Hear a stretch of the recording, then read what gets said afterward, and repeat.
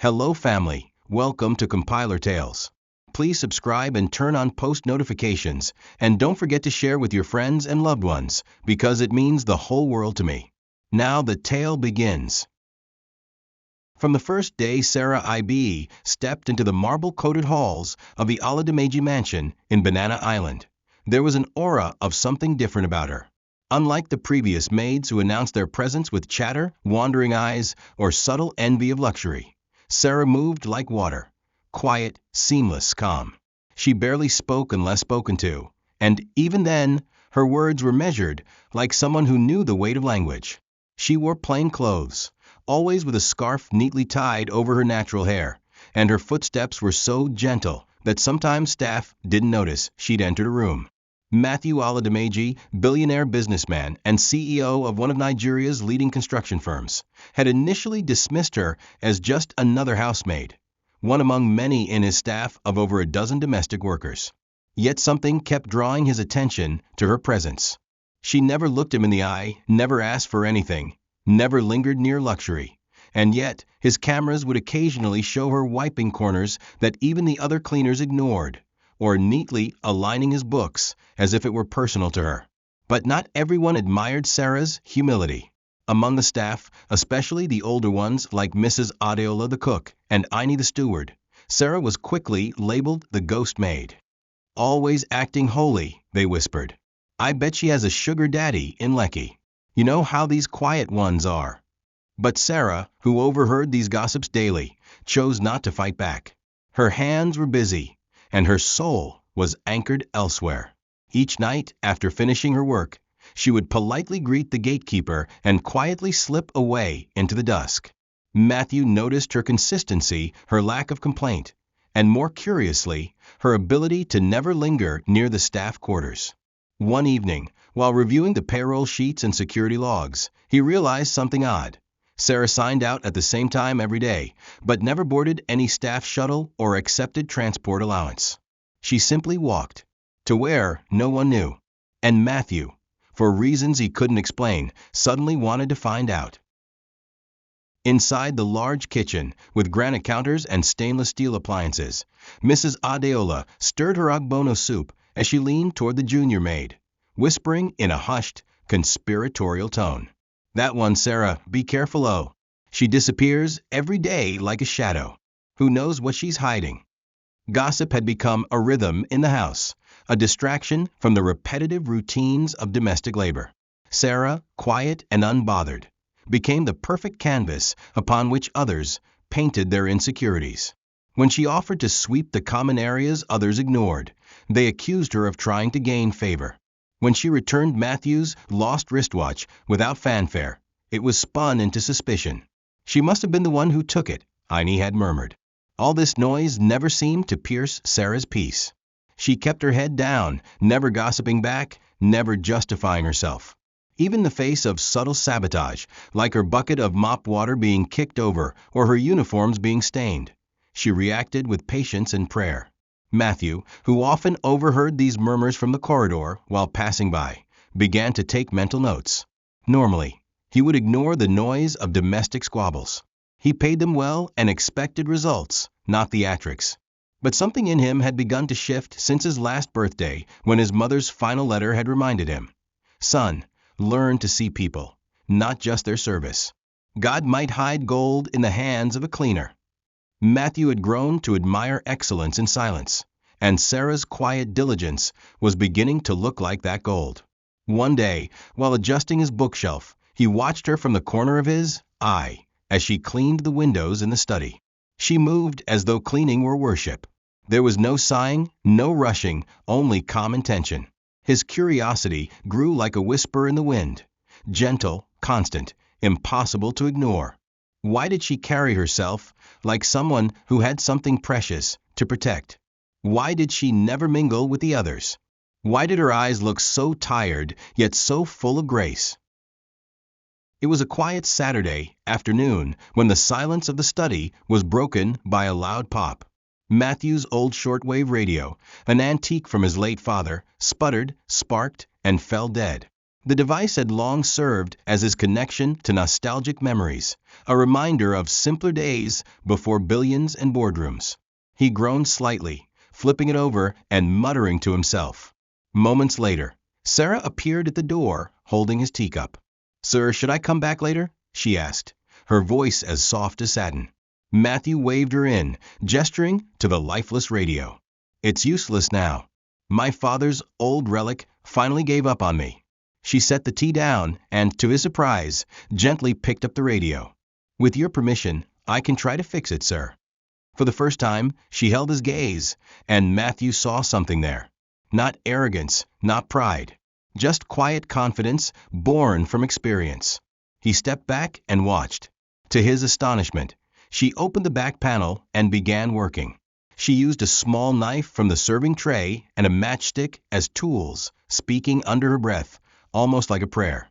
Within 15 minutes, the light flickered back to life, and the radio hummed with sound again. Matthew blinked in awe. "How did you?" She smiled for the first time since she joined the house, a soft, fleeting smile like the first sunlight after rain. "My father was a radio repairman in Enugu. I used to assist him before he passed." That smile lingered in Matthew's mind long after she'd left the room. For hours he stared at the radio, but it wasn't the radio that fascinated him. It was her. That evening, he opened her employment file for the first time and read every line with new eyes. No formal education past secondary school. Widowed mother. Emergency contact, a local church in Mushin. She'd written serving God and raising my son under hobbies. His heart paused. Son? The next Monday, Matthew made up his mind. No bodyguards. No chauffeur.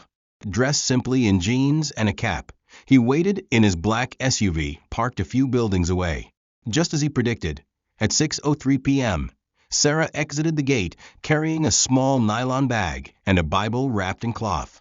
She walked briskly down the road, weaving through crowds and traffic, like someone who had memorized every pothole. Matthew followed at a careful distance, windows slightly rolled down. He felt a strange mix of embarrassment and excitement. Was he really following his maid? But something deeper urged him. Not pride, not curiosity, but conviction. She walked for nearly an hour, boarding no bus, stopping only once to buy bread at a roadside kiosk. Finally, she turned into a cluster of rundown buildings in Mushin, one of Lagos' most neglected districts. Matthew parked discreetly and watched as she entered a tin-roof shack. No electricity, no generator, just candlelight glowing faintly through the window. Inside, through the cracked curtain, Matthew saw her kneel beside a small mattress on the floor. A young boy, maybe 10, lay covered with a faded wrapper. He coughed, a deep, rattling cough, and Sarah quickly placed a wet cloth on his forehead. She opened her Bible and began reading softly, her voice trembling yet firm. The boy, despite his pain, smiled up at her and whispered, "Don't cry, Mama. God is still good." The words pierced Matthew's soul like an arrow. He stepped back, heart pounding. He had judged her as a servant, but now he saw her as a warrior. He watched her bow her head in prayer, hands clutched tightly, tears falling. Not once did she mention his name in that prayer. She didn't ask for promotion. She didn't beg for money. She only asked for her son's healing and the strength to wake up tomorrow and serve faithfully again. In that moment, Matthew Oladimeji, a man with everything, felt utterly poor. He drove away in silence, unable to forget the image of Sarah and her son under that flickering candlelight. Something had changed in him, forever. From where he parked discreetly on the other side of the street, Matthew remained still as he watched the glow of the flickering candlelight inside Sarah's modest home. The tin-roofed structure barely stood above waist height and sat like a forgotten memory in the cluttered corner of Mushin.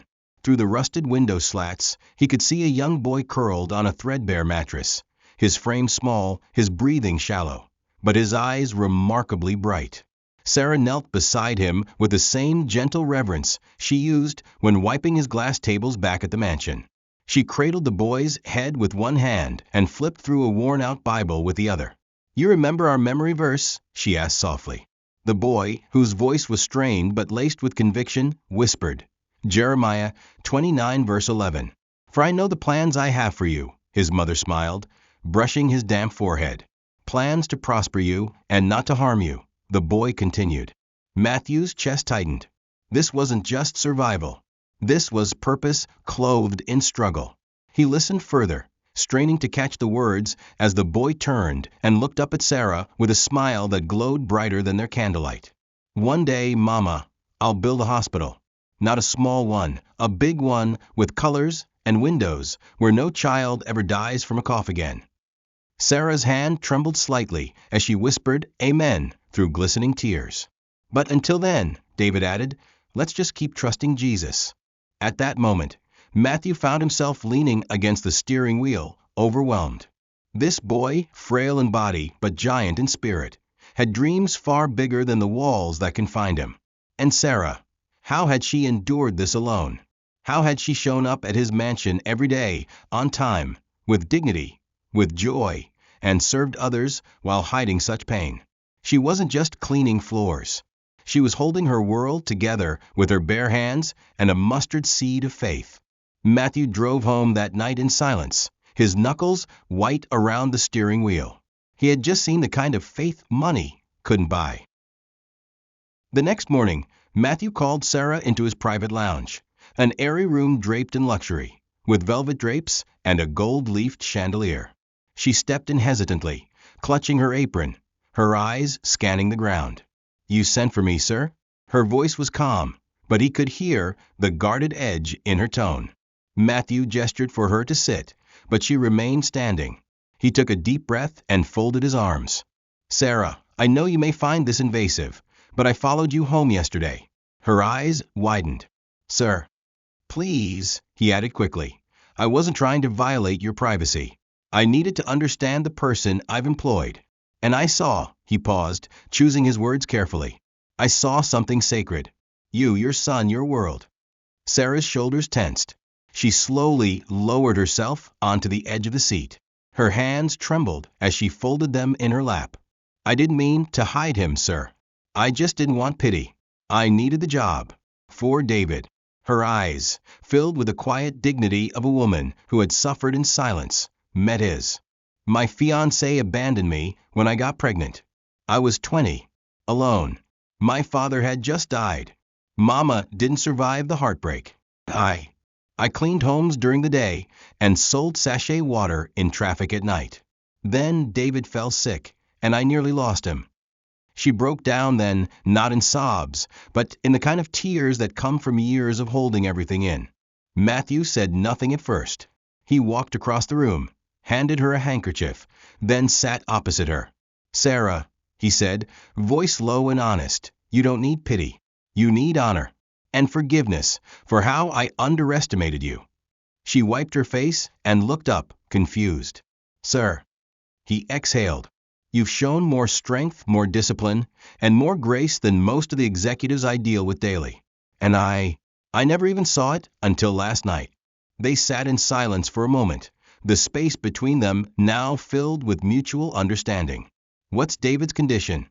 Matthew asked. Chronic asthma, she said. Complicated by malnutrition. And sometimes we can't afford the inhalers. He nodded slowly, pain registering in his eyes. That ends today. Sarah gasped. Sir, you don't owe me anything. But if you'll allow me, I'd like to help your son. You've already taught me more than you know. She covered her mouth, shaking with emotion. Thank you, sir, but please, let it be between us and God. Matthew smiled faintly. Of course. It already is. That evening, Matthew made a few quiet calls. By morning, a discreet medical team had visited Sarah's home under the pretense of a government outreach. David was examined thoroughly, prescribed stronger medications, and even offered transport for regular hospital visits. Sarah, still wearing her apron and old slippers, stood frozen at the doorway, blinking back tears as she watched the nurses gently lift her son onto a stretcher. We'll take him for a proper scan, madam. No charge, the lead doctor had said kindly. As they drove away, Sarah dropped to her knees on the gravel in front of her home and wept, tears not of pain, but of release. The miracle she had prayed for had arrived not with trumpet sounds, but through the quiet kindness of a man she once feared. At the mansion, Matthew watched the footage from his security monitor, hands clasped in front of him, feeling both joy and shame. Joy that he could be used for something meaningful, and shame that it took him so long to recognize the value of a life so near him all along. When Sarah returned to work, she walked with a new lightness in her step. Mrs. Adeola raised a suspicious brow. "You're smiling today. Who bought you a car?" But Sarah didn't answer. Instead, she simply swept the corridor while humming a quiet hymn. Matthew called her in later that day and asked for an update on David. She shared the results, the treatment plan, and the words of comfort from the doctor. "I don't know how to repay you, sir," she said again. "You already have," he replied gently. "Your son's faith, your own grace, they've changed me." He paused and added, "And I'm learning that God often speaks through the humble." Sarah's eyes moistened again. "He does, sir. Every day." That night, Matthew stayed up late reading Psalms for the first time in years. He thought about wealth, about time, about pride, and about Sarah's resilience. It struck him deeply how a single mother, with nothing but prayer and perseverance, could be a living sermon. And from that day, he made a vow in his heart. If God had placed Sarah in his life, then it wasn't just for her to serve him. It was also for him to serve her. The following Sunday, the mansion staff received an unusual notice. Dinner at 7 p.m. Formal attire required. Attendance is mandatory. They grumbled among themselves, wondering if some politician was visiting. But when they arrived in the grand dining room that night, they were stunned.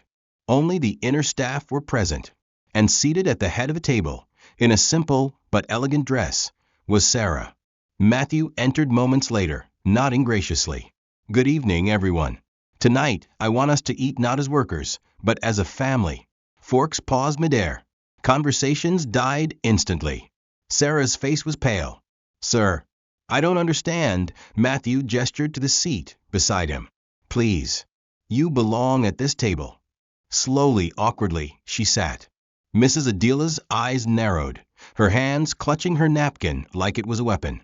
As the meal progressed, grilled plantains, jollof rice, pepper chicken, Matthew asked Sarah about her dreams.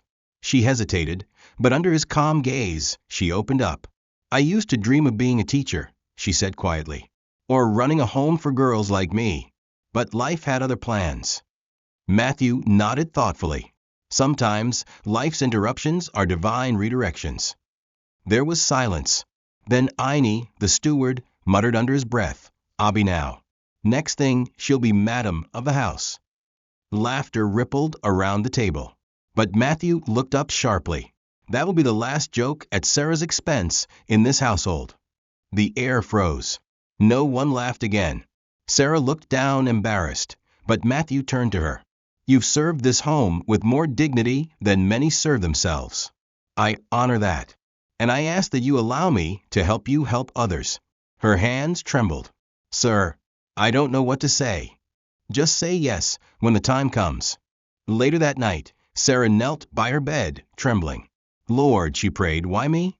Why now? What are you doing?" And somewhere, beneath her question, came peace, still, quiet, assuring. As if God whispered back, "Because I see you.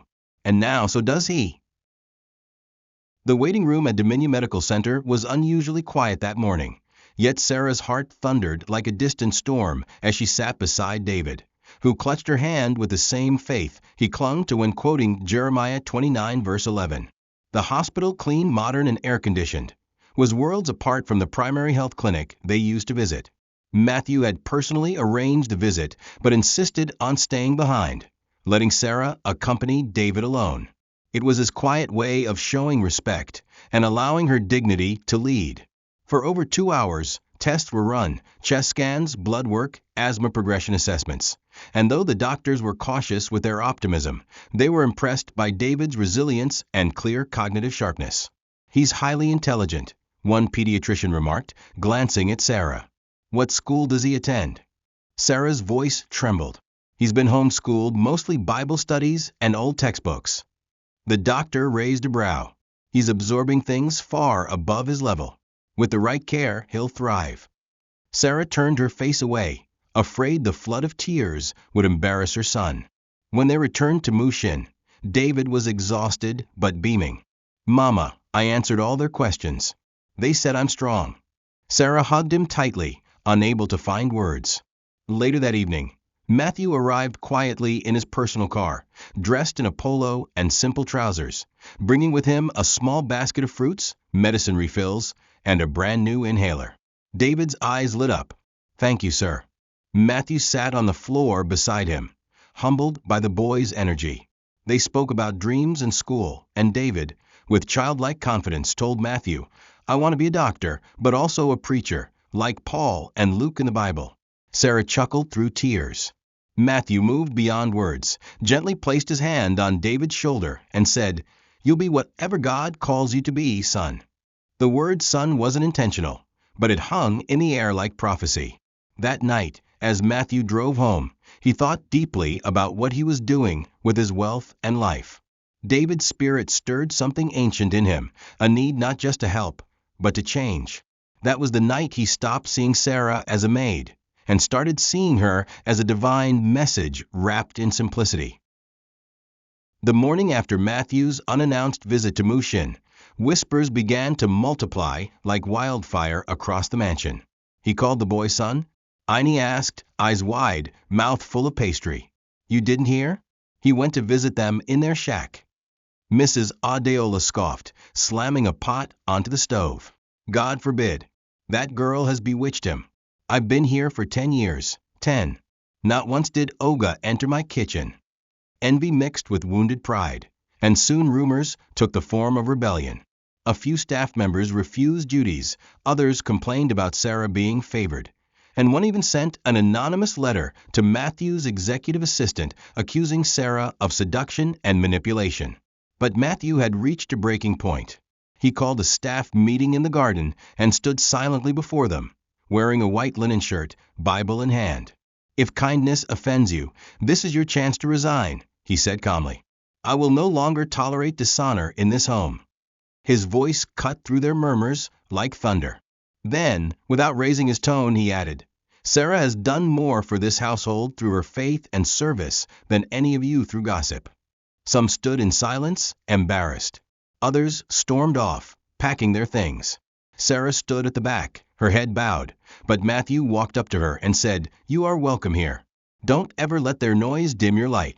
From that day, the mansion changed. Matthew replaced half the staff with carefully vetted workers who aligned with a new value system: respect, humility, and integrity. The kitchen became quieter, the corridors less toxic. Sarah began walking with a little more confidence, though she still served quietly. One afternoon, Matthew handed her a devotional book. "You've given me courage to change," he said. "Now, let's build a house of peace together."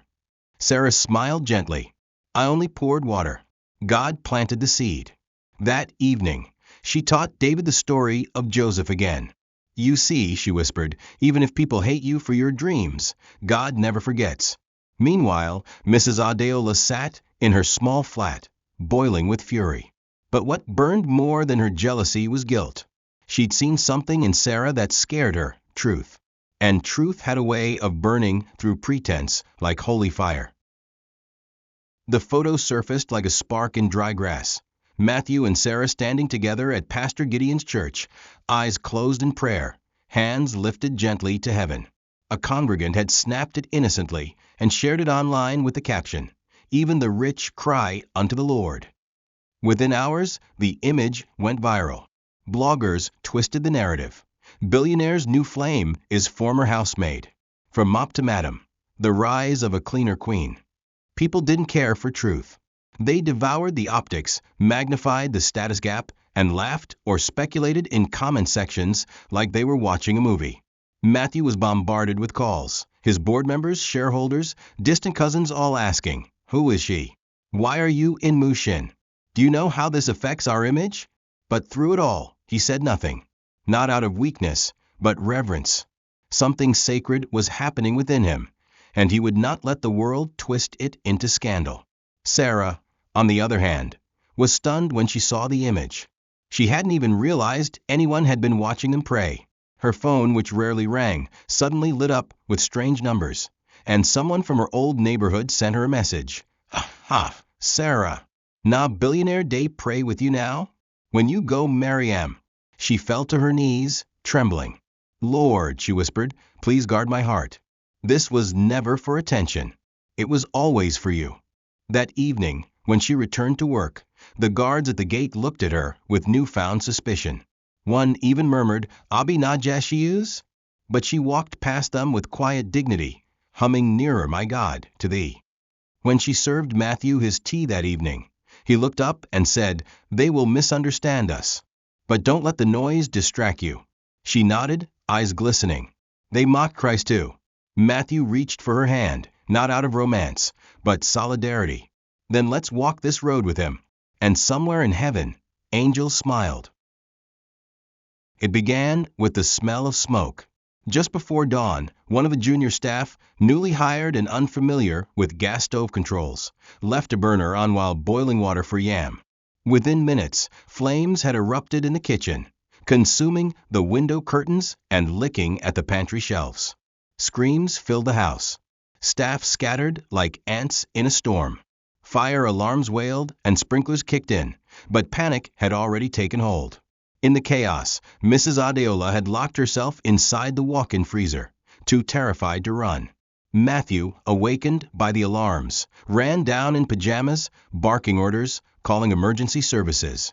But it was Sarah who, without hesitation, dashed into the smoke-filled corridor, grabbed a cloth to cover her nose, and pushed her way through the blaze. She found Mrs. Adeola shivering, collapsed, and unconscious. With superhuman resolve, Sarah lifted her, dragging her back through the fire until Matthew and two others helped them out. Everyone stood in stunned silence. Sarah's scarf was singed. Her hands were blistered, but her spirit was unshaken. Later that evening, after fire trucks had cleared and the walls were washed in soot, Matthew sat by the fountain with Sarah, holding a first aid kit. Gently, he cleaned her wounds. You could have died, he whispered, eyes wet. Sarah chuckled weakly. I couldn't leave her. Matthew was silent. Why would you risk your life for someone who tried to destroy you? She looked at him and simply said, because Christ did the same for me. That answer broke something in him. He turned away, covering his face with both hands, and wept. Uncontrollably. Not for the fire, not for the gossip, but because for the first time in years, he truly understood grace. Behind them, Mrs. Adeola stood on trembling legs, tears running down her cheeks. She hobbled forward and dropped to her knees before Sarah. Forgive me, she cried. I wronged you. I judged you. I tried to poison everyone against you. Sarah, weak but strong, reached for her. God already forgave you. Now you forgive yourself. In that smoky air, amidst ruins and repentance, something beautiful was born, revival. The silence in Matthew's bedroom that night was unlike any he'd ever known. It wasn't the silence of comfort or that which follows a long day of work. It was the silence of internal war. He sat on the edge of his bed, Sarah's Bible open in his lap. The once intimidating pages now felt like mirrors, reflecting parts of himself he had ignored for decades. The fire incident had shaken something loose in him, and watching Sarah risk her life for someone who once despised her shattered the wall his wealth had built around his heart. The verse from Mark 9 verse 35 caught his eye. If anyone wants to be first, he must be the very last and the servant of all. He read it 3 more times, each word etching into his soul like a chisel against stone. That night, for the first time in years, he felt his knees, not because he had lost something, but because he was ready to give up what no longer mattered, his pride. With trembling lips, he whispered, God, I don't know what I'm doing, but if you're real, help me live like her. For the next 3 days, Matthew fasted, not just from food, but from noise, from indulgence, from meetings. He canceled boardroom sessions and instead sat in the garden with a journal, reading scriptures, listening to gospel hymns, and rewatching old security footage of Sarah tidying corners no one noticed. Her presence, once background to his opulence, had become a living parable. On the 3rd night, he dreamed of his late mother. She stood at the threshold of his childhood home, her wrapper tied tightly, holding a Bible and a garden hoe. "Son," she said with a warm, piercing gaze, "you can't serve two masters. The greatest riches are found in service." She smiled, placed her hand on his head, and vanished. He awoke crying. In the early hours before sunrise, he took a walk through the mansion, touching the dusty chapel door, entering the servant quarters, even sitting beside the laundry machines. Then he knelt in the hallway and prayed like a man newly born. From that morning on, the mansion didn't feel like a palace anymore. It felt like a field ready for harvest. The meeting was unassuming. A quiet afternoon in Matthew's study with soft piano music playing in the background. Sarah had just returned from Mushin after a church visit with Pastor Gideon. Her scarf was slightly tilted, her hands still smelling faintly of Dettol and engine oil from adjusting a broken church fan. Matthew motioned for her to sit. She obeyed, though her hands were nervously clasped in her lap. He looked at her and smiled gently. "Sarah," he said, "I want to build something that matters." She tilted her head slightly. "You've already done more than enough for David and me." He shook his head. "This isn't about generosity. It's about obedience." He slid a leather folder across the table. Inside were architectural drawings, legal frameworks, and a mission statement, the Lilly Foundation, restoring dignity to women and children through healing, education, and faith. Sarah blinked, her throat tightening. "Sir, what is this?" Matthew leaned back, folding his arms. "A foundation, fully funded. But I don't want to run it. I want you to. Let it with your values. Build it in your own words." Tears welled up in Sarah's eyes. "I'm not qualified. I didn't go to university. I'm just—" "You are more than enough," Matthew interrupted, his voice soft but firm. "You led a sick child through fire. You led a broken staff team with humility. You've led me closer to God than anyone ever has. Titles don't make leaders. Testimony does." Sarah looked away, overwhelmed. "I need to pray about this," she whispered. "Good," he replied, standing. "Because if God leads you to it, I'll walk with you every step of the way." That night, in her small room, Sarah laid the documents before God. "Lord, I didn't ask for this. I never dreamed of being seen this way. But if this is you, give me courage. Let it never be about fame, only about your glory." The next day, she returned with her answer. "Yes, but only if the first project is for girls in the streets. The ones who don't have mothers. The ones who think they've been forgotten." Matthew smiled, bowed his head, and said, "Then let's begin with the forgotten." The transformation in David was nothing short of divine. The boy who once coughed through sentences now ran through hospital corridors, greeting nurses by name and asking doctors questions that baffled even the consultants. His medical team couldn't believe it. "We're seeing oxygen levels stabilize, weight gain, cognitive sharpness beyond normal," Dr. Nwokedi reported. "In all my years, I've rarely seen a recovery like this without aggressive intervention. It's unexplainable." But David had his own explanation. "It was Jesus," he told every person who asked. "He sent Uncle Matthew and healed me through kindness."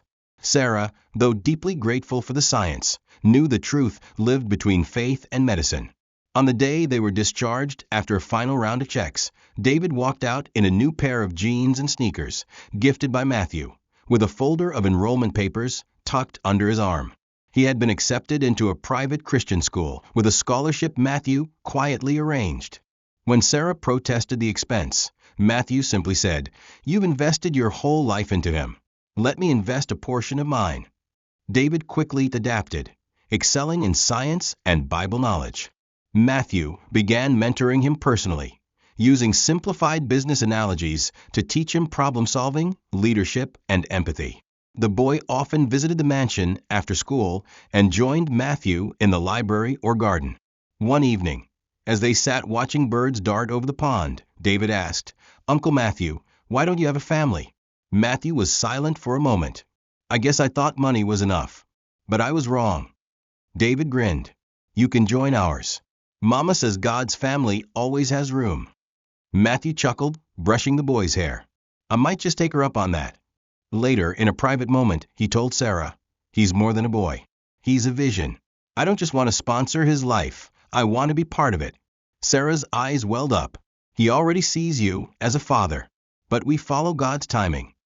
That night, as the city lights of Lagos twinkled outside the mansion, Matthew knelt in his private room and whispered, "Lord, I'm not asking for riches anymore. I'm asking for righteousness. Help me be the man you're shaping me to be." The day Matthew signed the sale of one of his most profitable companies, his original construction firm, there were murmurs throughout Lagos business elite. Has he gone mad? Why liquidate a billionaire asset for a charity? But Matthew's heart was settled. For the first time in his life, he wasn't driven by ambition, but by assignment. He redirected all proceeds, almost 7.2 billion Nigerian nairas, into the foundation Sarah now led. Together, they drafted blueprints for a medical outreach center in Mushin, one that would treat children like David for free, offer maternal care to struggling women, and provide basic education. The groundbreaking ceremony was intimate but powerful. Pastors prayed, community leaders gave thanks, and children sang praises as Sarah cut the ribbon with trembling hands. The center was named David's Arkansas, not just for her son, but for every young dreamer lost in the flood of poverty, now finding refuge. The opening months saw lines of desperate families flooding the gates, some from as far as Ibadan and Kaduna.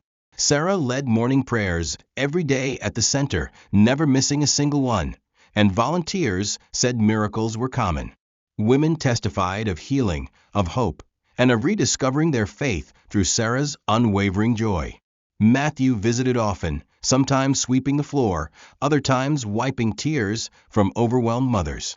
When a donor from abroad asked why a billionaire would sell a company for this, Matthew replied simply, "Because I met a boy who believed, and a mother who never gave up."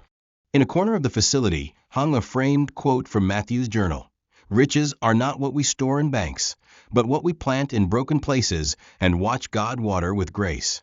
That quote would later become the opening line of his memoir. But for now, it simply echoed in the halls of David's Ark, testifying to a man reborn, a woman restored, and a child redeemed for a purpose bigger than them all. It didn't happen overnight, but it spread like light chasing away shadows. Word of Sarah IBE's story reached communities beyond Mushin. It wasn't the foundation or the money that made people pay attention. It was her faith. Young girls in dusty villages whispered her name, not as celebrity, but as sister. Invitations poured in from churches, women's conferences, and rural schools, asking her to speak, not about wealth, but about survival, purpose, and God's redeeming grace. Sarah, ever reluctant to claim a spotlight, spoke only when moved by conviction. Her favorite verse became her banner. He raises the poor from the dust and lifts the needy from the ash heap. He seats them with princes. Psalm 113 verses 7-8. Each time she spoke, hearts melted, not from eloquence, but from authenticity. She didn't pretend to be polished. She simply told the truth of how she prayed through pain, forgave betrayal, and served even when unseen. But not everyone was inspired. A popular gossip blog twisted her rise into scandal. From maid to mistress, Billionaire's strange charity queen. The blog featured old photos of her at the mansion, her humble beginnings in Mushin, and even interviews with former staff who resented her. Within hours, social media was ablaze. Sarah's phone buzzed endlessly with messages, some kind, others cruel. At the foundation, a few donors pulled back. When asked for a comment, Sarah said nothing.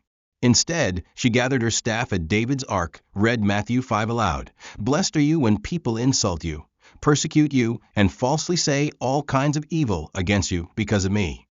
Her voice never shook. "We don't do this for attention. We do this because it's right."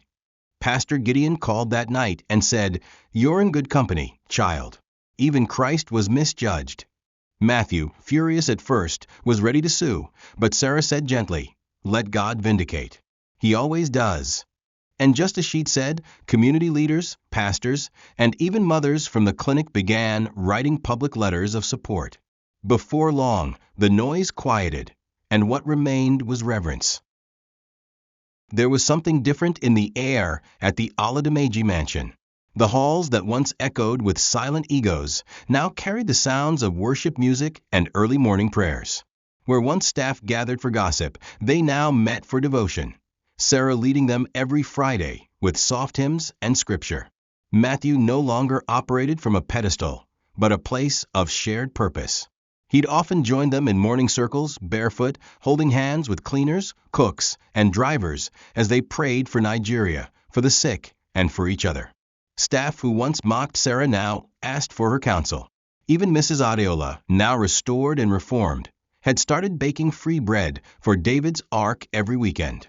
Transformation wasn't just a slogan, it was a lifestyle. What was once a palace had become a sanctuary.